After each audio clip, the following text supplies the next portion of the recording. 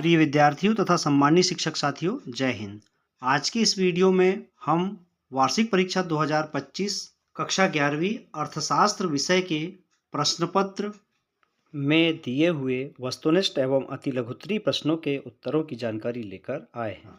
जो विद्यार्थी अभी अभी इस परीक्षा में सम्मिलित हुए हैं वे इस वीडियो से अपने प्राप्तांकों का अनुमान लगा सकते हैं। साथ ही आगामी वर्ष की परीक्षाओं के लिए भी यह प्रश्न पत्र एक आदर्श प्रश्न पत्र के रूप में बहुत ही महत्वपूर्ण है। तो जो विद्यार्थी आगामी कक्षा 11वीं की वार्षिक परीक्षा में सम्मिलित होने वाले हैं उनसे आग्रह है कि इस प्रश्न पत्र में बताए हुए प्रश्नों की आईएमपी प्रश्नों की तरह अच्छी तैयारी करें। साथ ही आग्रह है, अगर अभी तक आपने माँ सब्जी को सब्सक्राइब नहीं किया है तो अवश्य ही सब्सक्राइब कर लें। तो आइए शुरू करते हैं आज का यह वीडियो। कक्षा 11वीं वार्षिक परीक्षा 2024-25 का यह अर्थशास्त्र विषय का प्रश्न पत्र है जो कि कला एवं वाणिज्य संकाय के विद्यार्थियों के लिए है। प्रश्न पत्र कुल 80 अंकों का होता है तथा शेष 20 अंकों का आंतरिक मूल्यांकन यानी कि प्रोजेक्ट कार्य होता है। इस तरह से कुल 100 अंकों का प्रश्न पत्र होता है। इस प्रश्न पत्र में प्रश्न क्रमांक 1 से 5 तक वस्तुनिष्ठ प्रश्न हैं जो कि कुल 32 अंकों के हैं और इनमें पहला प्रश्न है सही विकल्प चुनकर लिखिए। इसके अंतर्गत पहला प्रश्न है योजना आयोग के अध्यक्ष होते हैं। यहाँ पर 4 विकल्प दिए गए हैं जिनमें सही विकल्प है अ प्रधानमंत्री।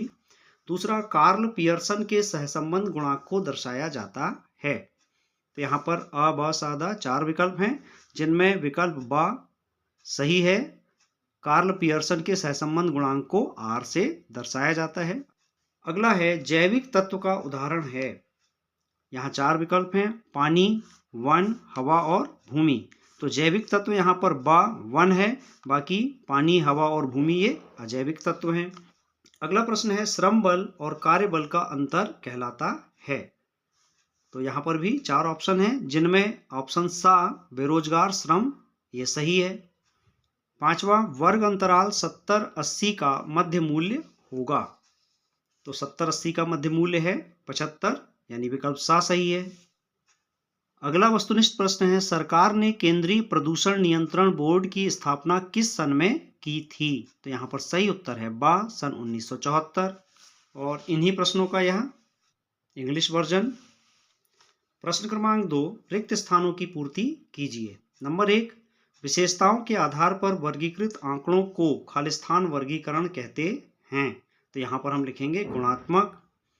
विशेषताएं यानी गुणों के आधार पर किए जाने वाले वर्गीकरण को गुणात्मक वर्गीकरण कहते हैं। दूसरा, निम्न चतुर्थक ज्ञात करने का सूत्र है। इसे हम प्रथम चतुर्थक भी कहते हैं। Q1 बराबर n/1/4। तीसरा, दो चरों के बीच सहसंबंध न होने की दशा में r का मूल्य खालिस्तान होगा। यहाँ हम लिखेंगे 0। चौथा, पाकिस्तान की प्रथम पंचवर्षीय योजना को खालिस्तान भी कहा जाता है, मध्यकालिक विकास योजना। 5वां, नए उभरते रोजगार मुख्यतः खालिस्तान क्षेत्रक में मिल रहे हैं। तो हम यहाँ लिखेंगे तृतीयक या सेवा क्षेत्रक में। 6वां, समांतर माध्य श्रेणी के खालिस्तान पदों द्वारा प्रभावित होता है। तो यहाँ हम लिखेंगे चरम या समस्त पद भी लिख सकते हैं। अगला प्रश्न है सत्य असत्य लिखिए। नंबर 1, आधार वर्ष का निर्देशांक सदैव 0 होता है। असत्य। आधार वर्ष का निर्देशांक 100 होता है। दूसरा, आर्थिक तथ्यों को आंकड़े भी कहते हैं। सत्य। तीसरा, समांतर माध्य से n मूल्यों के किसी समुच्चय के विचलन का बीजगणितीय योग 1 होता है। ये असत्य है। ये जो योग है ये 0 होता है। चौथा, प्रच्छन्न बेरोजगारी का संबंध सेवा क्षेत्र से है। असत्य है। इसका संबंध कृषि क्षेत्र से है, या हम प्राथमिक क्षेत्र भी लिख सकते हैं।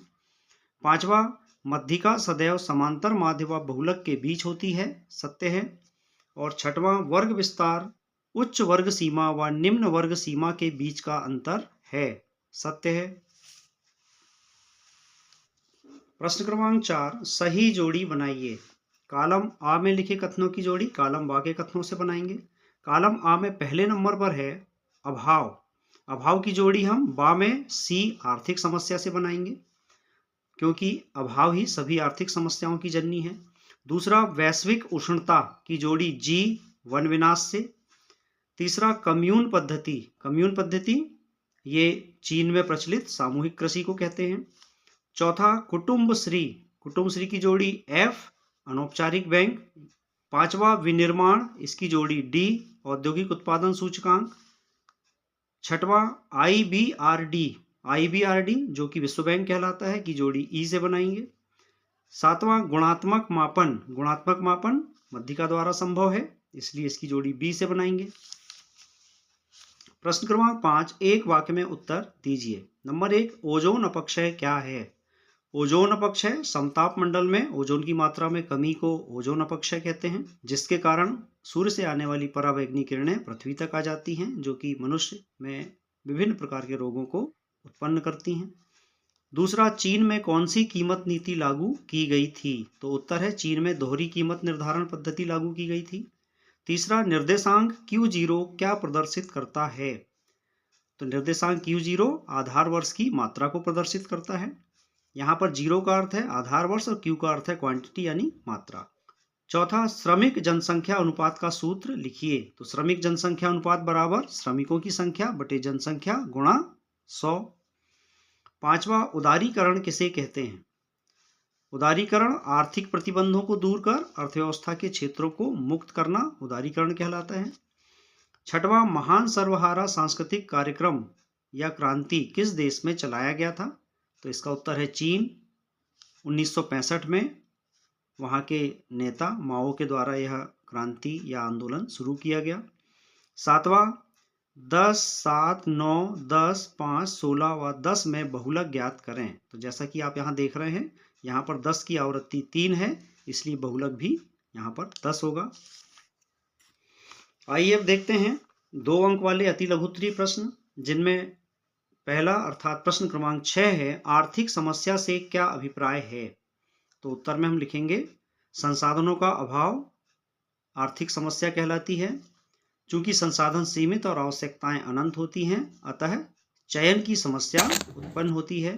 संसाधनों के अभाव में विभिन्न वैकल्पिक प्रयोगों से चयन की समस्या ही आर्थिक समस्या होती है। अथवा में है सांख्यिकी के कोई 2 कार्य लिखिए। तो सांख्यिकी का एक कार्य हम लिख सकते हैं आर्थिक समस्या को समझने में सहायता करता है, और दूसरा समस्या समाधान के लिए नीतियों के निर्माण में भी सहायता करता है। सातवां, बारंबारता वितरण किसे कहते हैं? बारंबारता वितरण अपरिष्कृत आंकड़ों को एक मात्रात्मक चर में वर्गीकृत करने का तरीका है। अथवा सतत चर किसे कहते हैं? सतत चर अर्थात ऐसा चर जिसका कोई भी संख्यात्मक मान हो सकता है। यह पूर्णांक यानी 1, 2, 3 या भिन्नात्मक 1/2, 1/3 या 3/4 ऐसी संख्या के रूप में हो सकता है, एवं जो भिन्न नहीं है ऐसी संख्याएं जैसे वर्गमूल 2, वर्गमूल 3 यह भी हो सकता है। और इसके उदाहरण है भार, समय, दूरी इत्यादि। अगला प्रश्न है प्रश्न क्रमांक 8, अपरिष्कृत आंकड़ों के कोई 2 दोष लिखिए। अपरिष्कृत आंकड़े अव्यवस्थित एवं विशाल होते हैं, जिन्हें संभालना कठिन होता है। और दूसरा जो दोष है, अपरिष्कृत आंकड़ों से सार्थक निष्कर्ष निकालना बहुत ही श्रमसाध्य होता है। अथवा में प्रश्न है व्यक्तिगत साक्षात्कार के 2 लाभ लिखिए। व्यक्तिगत साक्षात्कार में सर्वेक्षक और उत्तरदाता के बीच व्यक्तिगत संपर्क होता है, और दूसरा लाभ है कि इसमें अपनिर्वचन यानी गलत समझने की संभावना नहीं रहती है। प्रश्न क्रमांक 9, समांतर माध्य किसे कहते हैं? तो हम लिख सकते हैं सभी प्रेक्षणों के मूल्य के योग को उसकी कुल संख्या से विभाजित करने पर जो उत्तर प्राप्त होता है उसे समांतर माध्य कहते हैं, और इसका सूत्र है बार x बराबर सिग्मा x बटे n। अथवा मध्यिका किसे कहते हैं? मध्यिका उस चर का स्थितिक मान है जो वितरण को 2 समान भागों में बांट देता है। या हम लिख सकते हैं जब आंकड़ों को उनके परिमाण के क्रम में व्यवस्थित किया जाए तो मध्यवर्ती मान मध्यिका कहलाता है।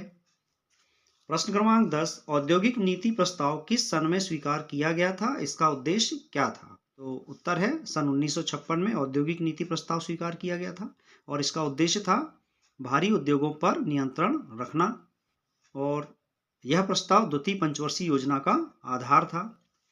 अथवा में प्रश्न है लघु उद्योगों की विशेषताएं लिखिए। लघु उद्योगों की विशेषताएं, लघु उद्योगों में अधिकतम निवेश की सीमा 10 करोड़ तथा टर्नओवर 50 करोड़ तक होता है।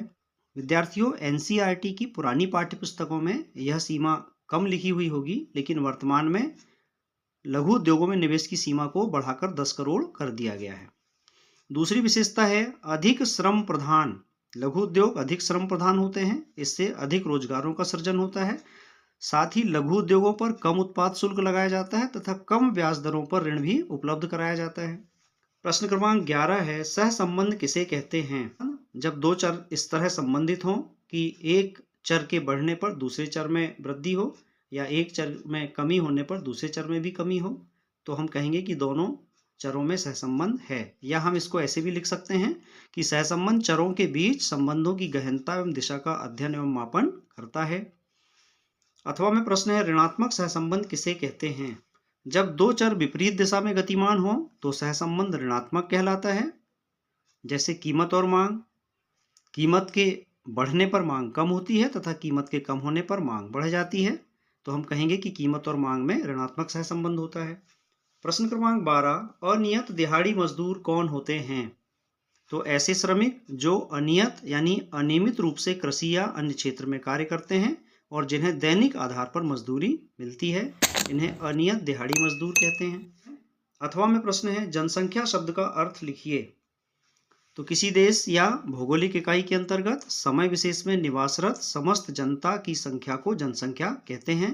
इसमें स्त्री, पुरुष, बच्चे, थर्ड जेंडर इत्यादि सभी लोगों को शामिल किया जाता है।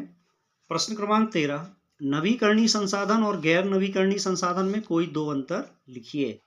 नवीकरणीय संसाधन में हम लिख सकते हैं कि इनका उपयोग संसाधनों के क्षय होने की आशंका के बिना किया जा सकता है और इनकी पूर्ति निरंतर बनी रहती है, इसमें कमी नहीं आती है। जैसे पेड़ पौधे, पवन, वायु, भूमि इत्यादि। तथा अनवीकरणीय संसाधन ऐसे संसाधन जो कि उपयोग या निष्कर्षण से समाप्त हो जाते हैं, जैसे कि जीवाश्म ईंधन, कोयला, पेट्रोल आदि। अथवा में प्रश्न है, धारणीय विकास क्या है? तो धारणीय विकास अर्थात ऐसा विकास जो वर्तमान पीढ़ी की आवश्यकताओं को भावी पीढ़ी की आवश्यकताओं की पूर्ति क्षमता का समझौता किए बिना पूरा करे। अर्थात वर्तमान पीढ़ी की आवश्यकताओं को तो पूरा करे ही, लेकिन भावी पीढ़ी की आवश्यकताओं की पूर्ति क्षमता में कोई कमी ना हो, तो इसे हम धारणीय विकास कहते हैं या संधृतिशील विकास भी कहते हैं। प्रश्न क्रमांक 14, चीन में ग्रेट लीप फॉरवर्ड अभियान क्या था?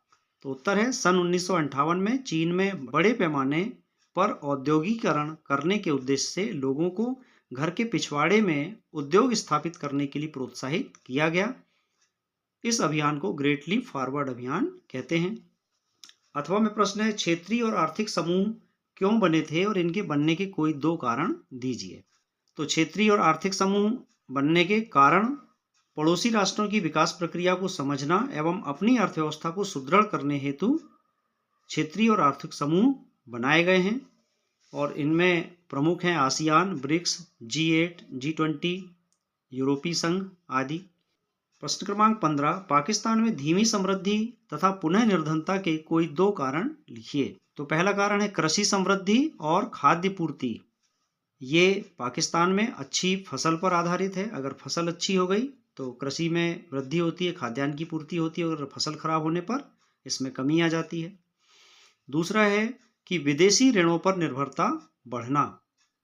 विश्व बैंक और अंतर्राष्ट्रीय मुद्रा कोष से लगातार ऋण लिए जाते रहे और पुराने ऋणों की वापसी में भी कठिनाई उत्पन्न होने लगी। साथ ही राजनीतिक अस्थिरता भी इसका एक कारण है। अथवा में प्रश्न है, भारत, पाकिस्तान व चीन की विकासात्मक नीतियों में कोई दो समानताएं लिखिए। तो पहली समानता तो हम यही लिख सकते हैं कि पंचवर्षीय योजना पर आधारित विकास। तीनों ही देशों में पंचवर्षीय योजना पर आधारित विकास कार्यक्रम लागू किए गए। भारत में सन 1951 में तथा पाकिस्तान में 1956 में पंचवर्षीय योजना लागू हुई तथा चीन में 1953 से पहली पंचवर्षीय योजना लागू हुई। इसी तरह आर्थिक सुधार कार्यक्रम, चीन ने सन 1978 में आर्थिक सुधार लागू किए तथा पाकिस्तान ने सन 1988 में और भारत ने 1991 में आर्थिक सुधार लागू किए।